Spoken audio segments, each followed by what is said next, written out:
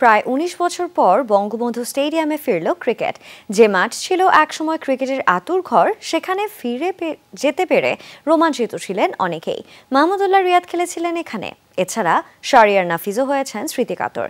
জাতীয় দলের ক্রিকেটারদের ফিটনেস টেস্টের সময় নাফিজ জানিয়েছেন পুরনো অভিজ্ঞতার কথা। Nice to be back in Bangabandhu stadium. আমাদের জীবনের খেলার প্রতি আগ্রহ তৈরি হওয়া, খেলা দেখে শেখা, তো সব এই স্টেডিয়ামকে কেন্দ্র করে। এখনও মনে আছে, খুব সম্ভবত 1993 বা 94-এ ফার্স্ট এই মাঠে এসেছিলাম খেলা দেখতে। কাজিনরা যেহেতু খেলতেন, ফারুক ভাই ন্যাশনাল টিমের ক্যাপ্টেন ছিলেন, পাশাপাশি আইকনিক বাংলাদেশের যত আইকনিক প্লেয়াররা ছিলেন তাদের দেখে খেলা শুরু। আমার বাংলাদেশের ঘরোয়া ক্রিকেটে খেলা এখানে শুরু। তারপর আমার লাইফের প্রথম গুরুত্বপূর্ণ যে ইনিংসটা আন্ডার-19-এ একটা প্র্যাকটিস ম্যাচে ইন্ডিয়ার সাথে, সেটা এই মাঠে।